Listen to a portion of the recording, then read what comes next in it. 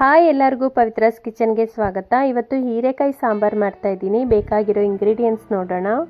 ಹೀರೆಕಾಯಿ ತೊಳೆದು ಸಿಪ್ಪೆ ತೆಗೆದು ಕಟ್ ಮಾಡ್ಕೊತಾ ಇದ್ದೀನಿ. ನಾನಿಲ್ಲಿ 1 ಕಪ್ಪು ತೊಗರಿ ಬೇಳೆ ತಗೊತಾ ಇದ್ದೀನಿ. 1 ಕಪ್ಪು ಬೇಳೆಗೆ 3 ಕಪ್ಪು ನೀರು ಹಾಕ್ತಾ ಇದ್ದೀನಿ. ಕಟ್ ಮಾಡ್ಕೊಂಡಿರೋ ಹೀರೆಕಾಯಿ ಹಾಕ್ತಾ ಇದ್ದೀನಿ. 2 ಈರುಳ್ಳಿನ ನೋಡಿ ಮಧ್ಯದಲ್ಲಿ 4 ಭಾಗ ಕಟ್ ಮಾಡಿದ್ದೀನಿ. 1 ಉಂಡೆ ಬೆಳ್ಳುಳ್ಳಿ ಸಿಪ್ಪೆ ತೆಗೆದು ಹಾಕ್ತಾ ಇದ್ದೀನಿ. 7 ಹಸಿಮೆಣಸಿನ್ಕಾಯಿ, ರುಚಿಗೆ ತಕ್ಕಷ್ಟು ಉಪ್ಪು, 1/4 ಟೇಬಲ್ ಸ್ಪೂನ್ ಅಷ್ಟು ಅರಿಶಿನ.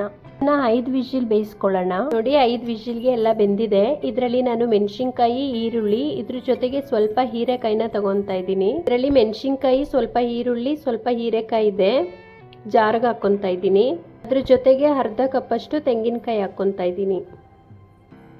ಮಸಾಲ ತಣ್ಣಗಾದ್ಮೇಲೆ ರುಬ್ಬಿಟ್ಕೊಂಡಿದ್ದೀನಿ. ಬಾಣಲಿ ಬಿಸಿ ಆದಮೇಲೆ 2 ಸ್ಪೂನ್ ಎಣ್ಣೆ ಹಾಕಿದ್ದೀನಿ. ಎಣ್ಣೆಗೆ 1/4 ಟೇಬಲ್ ಸ್ಪೂನ್ ಜೀರಿಗೆ, 1/4 ಟೇಬಲ್ ಸ್ಪೂನ್ ಸಾಸಿವೆ ಹಾಕ್ತಾ ಇದ್ದೀನಿ. ಕರಿಬೇವು ಸೊಪ್ಪು ತೊಳೆದಾಕ್ತಾ ಇದ್ದೀನಿ. ಕರಿಬೇವು ಸೊಪ್ಪು ತೊಳೆದಾಕೋದ್ರಿಂದ ಸ್ಮೆಲ್ ಚೆನ್ನಾಗಿ ಬರುತ್ತೆ. ಅರ್ಧ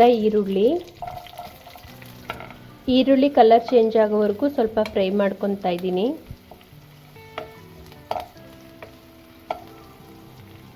ನಾನಿಲ್ಲಿ 1 ಇಂಚು ಶುಂಠಿ, 5 ಬೆಳ್ಳುಳ್ಳಿನ ತುರ್ಕೊತಾ ಇದ್ದೀನಿ.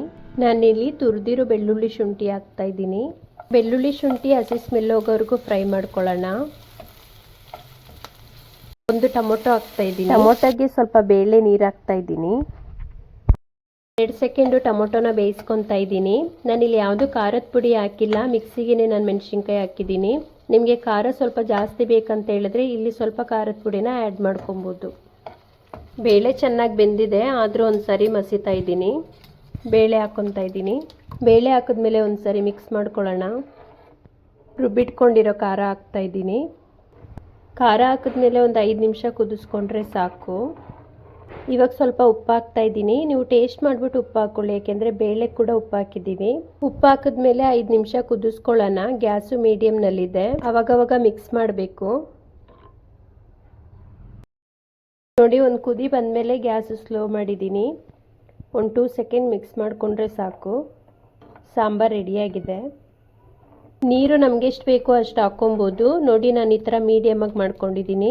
ತೆಳುವಾಗಿ ಬೇಕು ಅಂದರೆ ನೀರು ಸ್ವಲ್ಪ ಹಾಕ್ಕೊಳ್ಳಿ, ಗಟ್ಟಿಯಾಗಿ ಬೇಕು ಅಂದರೆ ನೀರು ಕಡಿಮೆ ಹಾಕ್ಕೊಳ್ಳಿ. ಸಾಂಬಾರು ರೆಡಿಯಾಗಿದೆ.